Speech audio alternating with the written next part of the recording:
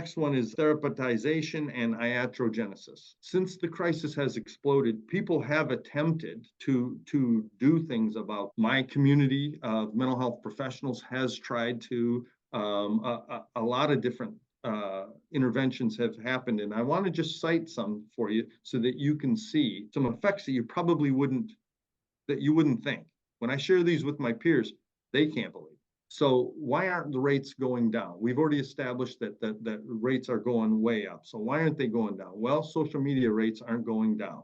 And if I'm doing therapy with your kid for an hour a week, and then they're spending 7 hours a day on their phone, I mean, whose influence weighs out over time? Also, there's the concept that we already talked about, kind of, which was contagion or sociogenesis, right? Where groups make symptoms worse, right? Obviously, that's called sociogenesis. And algorithms, how algorithms work, push more and more and more and more and more and more extreme stuff. So, for example, in 2023, TikTok videos, the hashtag mental health had 100 billion views. 100 billion. Trauma had 25 billion. So we could say, hey, this is great. We've destigmatized therapy, where we've reduced that, and that's good, right? Okay, well then why aren't rates going down? So something else is going on.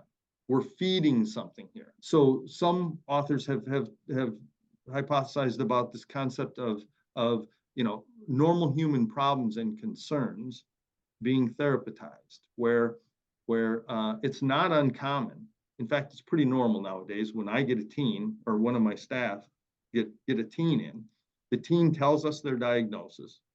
They tell us what interventions work best, but which could be good, but problematically they'll say things like, I have anxiety. And I say, I know you have anxiety. So let's work on that. And they say, well, I really can't work on it. I have anxiety. So I'm like, okay, but that's not part of your identity, right? That's a condition, and we can help reduce that. No, I have anxiety. So we can't talk about my anxiety. My parents can't talk about my anxiety. We can't talk about my triggers. Why? Because that makes me more anxious. So they've adopted this idea of it's my identity, my diagnosis, and therapy speak. They're very competent at talking because of hours spent on TikTok. They're very competent at talking about different therapy, utilizing terms that we use in therapy. Microaggressions as trauma. So what happens is, if I'm overly sensitive and I'm paying attention to my sensitivity, do I get more sensitive or less sensitive? I get more sensitive. So we have this phenomenon where people are literally talking about, he looked at me wrong, and that was a microaggression, and that's traumatizing. Okay, but do you see how that's the counter to, sticks and stones may break my bones, but names will never hurt me. Right. So over time, we've transitioned to this thing of being super sensitive, right?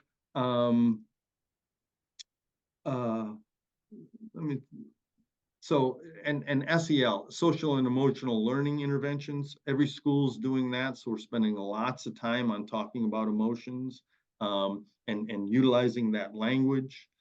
Again, the popularity of diagnoses. Kids often talk about, use that all the time online. I've got anxiety, this is my diagnosis. And so it's become very popular.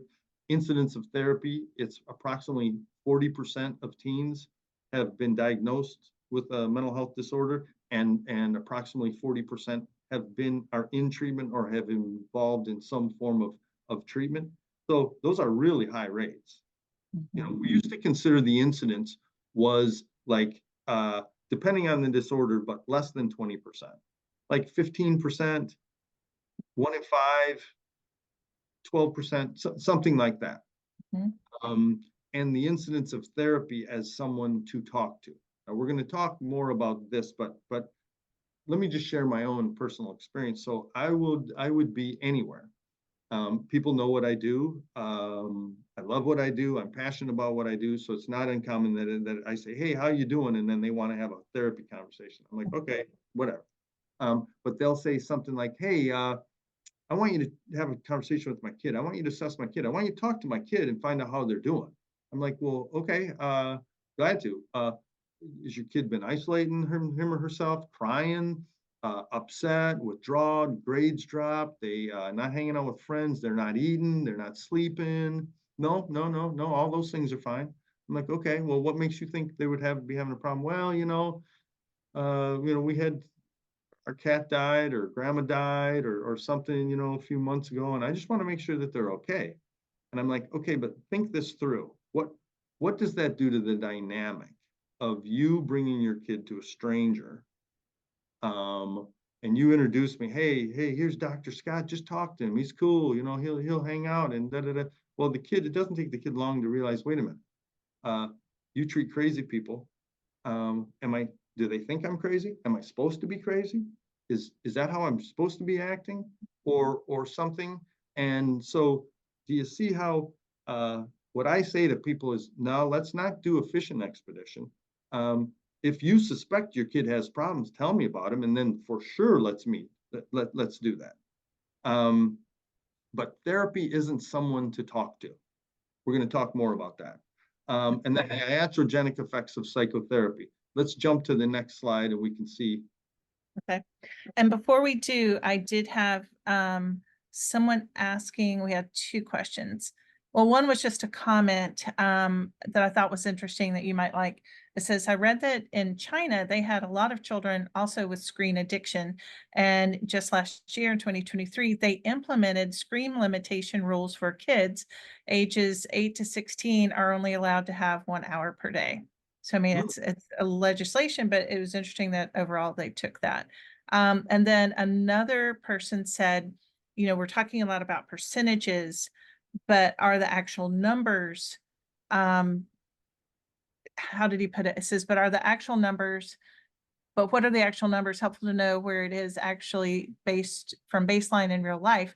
And then he clarified, so essentially, what are the actual numbers versus percentages? Like, did it go from 1 kid to 2 kids or 2 million to 3 million, et cetera? And I replied, like, I'm on your behalf. I'm like, I'm pretty sure he's going to say the two are correlated, but we're not just talking 1 kid to 2 kids. Yeah, the percentages are changing, but earlier in the presentation, you kind of established as a population, this percentage is now being impacted, X, Y, and Z. So I don't know if you want to add anything to that. He was just asking about actual numbers versus percentages.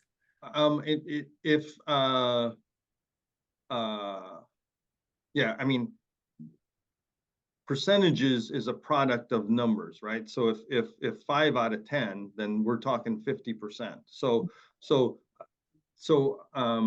The issue becomes, I mean, a great deal of research has been done on establishing the causal link to really try to figure out what is going on here. Because some people talk, hey, it's economic conditions. There were 2008, we had this big, huge economic crash. We had the first real, well, not first, but we had a major school shooting in 2010. We had all of these cultural things that have happened. And so they're like, it could be that. But the problem is that didn't happen in like Iceland, or that didn't happen in New Zealand. And when the economics condition were the best, and I think what they cite is 2015 to 2017, or maybe 2017, when economic conditions were the best, rates were climbing even higher. So people have really, really done a ton of research on it's really related to the access. The difference is you used to be on social media on your home computer for an hour a day. Now you're sitting in your bedroom by yourself on your phone for hours a day. And so while that may have some, and we'll talk about the curvilinear relationship, because it's the sweet spot. And you've got to find that for your kid. Research tells us between 2 and 4 hours.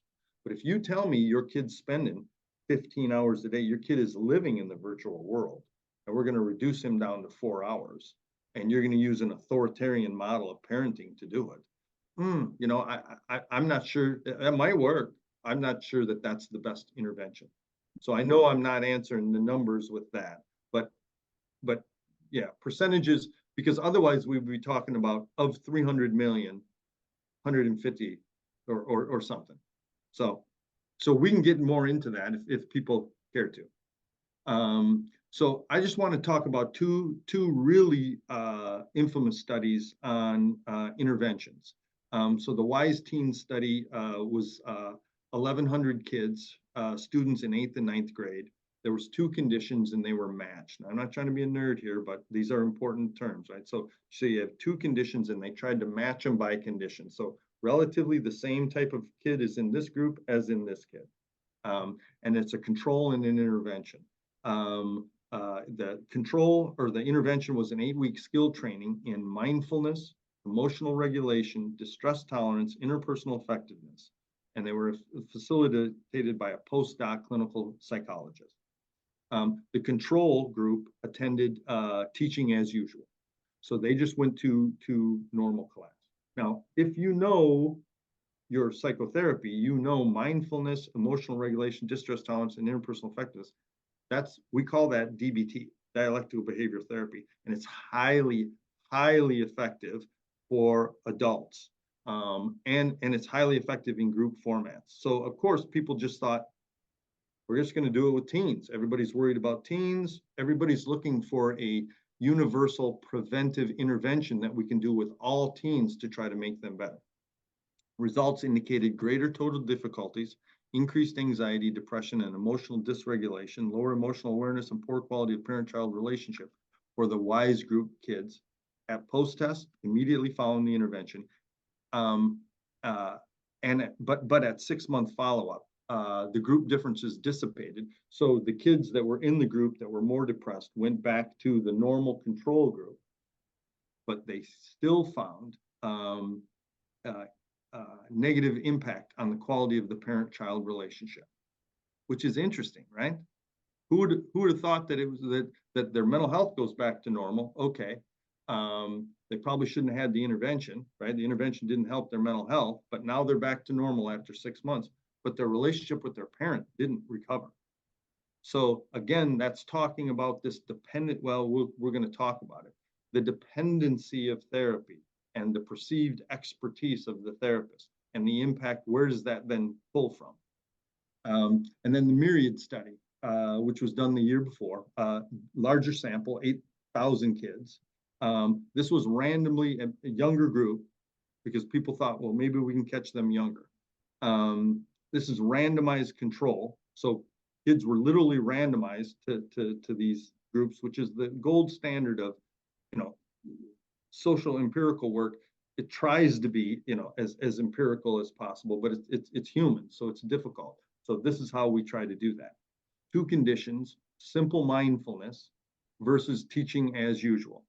Again, results indicated greater depression and worse well-being for mindfulness group at post-test and 1-year follow-up. For those that had real mental health issues, the results were worse and failure to prevent further symptom escalation. Interestingly, the teachers had been taught the same intervention the year before, the quarter before, or 6 months before or something, and they all demonstrated significant improvement. They were better as teachers, they were better as people, the school performed better. So again, there's a difference in this group. They're more susceptible to influence, and especially by perceived experts. So it's not that people aren't trying. People are trying to make teens better, but it's we're getting stuck. So we did, before we go on to the next slide, all of this is so good. People are really responding. One parent pointed out, and I think this is a great point. You guys are having great input, and thank you for all of that, because it thank you, because you're the parents, and so I need to, right? You're the one that needs to respond to let me know where we're going. This is fantastic. So, but this person makes a really valid point. She said in elementary school, children are taught that when somebody or a friend is mean to them, go tell a teacher or an adult. But then when they get to middle school, even the schools tell students, okay, you need to advocate for themselves, but they're not taught how to do that. They're taught a lot at school about bullying, and they're told not to bully, but not how to be resilient to bullying, or how to handle the problems, or how to handle the people that are bullying them, especially with the girl bullying, which is more talking behind the back, the queen bee Yeah, scenario, manipulation, with all of that. And as a parent, this is why I think mental anxiety and depression is increasing significantly in middle school, because they're told to just go tell a teacher when they're little, and then all of a sudden they're told handle it yourself, but nobody tells them how to handle it themselves. Good point. absolutely, absolutely. So it's kind of Darwinism, social of the fittest, or survival of the fittest, Mhm. and they transition from having teacher involvement, and then there's none, and then there's this whole, yeah, I never thought of it that way. That's And interesting. then, yeah, I think that's a really valid point, because we're told, don't tell them, don't handle it yourself, go let someone handle it for you. And then Nancy Manning, my colleague who's on as a participant, she did her master's degree thesis in the impact of sleep deprivation on teenage minds and brains and function. So if, by the way, if you guys would like that, it's free on our website, and it's all about sleep deprivation, and it does involve a lot to do with smartphones. But anyhow, she just did a quick little tidbit of research related to this. And she said the number of youth age 10 to 19 in the USA alone is 43 million. If that is, kind of helps with what that other question was about. All Right. right. So, um, So this is something that even therapists don't talk about. Uh, is the iatrogenic effects of or possible negative side effects of mental health therapy. In general, we consider most people, 70% of the time, folks respond positively to therapy. So that leaves 30%. So that 30%, like 10% are don't, they're actively harmed for some reason, and 20% they're just indifferent. And see, but what's the difference between an adult going to therapy and a teen or a kid going to therapy? Uh, if I'm not connecting, if I'm not attaching, we call it, with an adult, or if I'm not making sense to that adult, what does that adult say? Or what do uh, they do? I don't They just know. they no show, right? They just stop coming. They're like, that guy's a quack. I'm not going back to see him, right? Teens don't get that option, and kids don't get that option. And so if my job is to help them change and to push them a little bit, and I push them too hard, right? So again, it's a fine balance. So we know therapy can make some symptoms worse. It can facilitate dependency. Um, if you remember the false or repressed memory scandals of the 90s, that was facilitated by mental health workers and psychologists, who claimed that many of us, or maybe most of us, had repressed memories of child abuse. The what was there was a daycare center, the McMaster's one, where it took like more than a decade to finally get to the bottom of that, and there really wasn't any. I think, I don't know why my computer. There we go. So we know that this can be, we can be led astray. There's ethical boundary and privacy issues. There's a difference between treating kids and treating adults. With adults, there are boundary and privacy issues, right? Like, I can't talk with your neighbor about the treatment that I do with you, right? But if you're your kid's parent, there's a lot of times parents are confused, and they're like, listen, uh, you don't have to tell me what's going on in therapy, and I don't want you to, or whatever. And I'm like, no, no, no, you want to know what's going on in therapy, because we're treating your kid within the system, and success first is going to be in your family, right? So we've got to be talking about those issues. Also, there's a big, it's just true of therapy. Yes, there are studies that show this therapy is the best, and cognitive behavioral therapy is the best, and EMDR is the best for this, and this is the best for this, and this is the best for this. But every study demonstrates that the single most important variable for effective therapy is the quality of the relationship between the therapist and the client or patient. So the therapist is literally the active ingredient.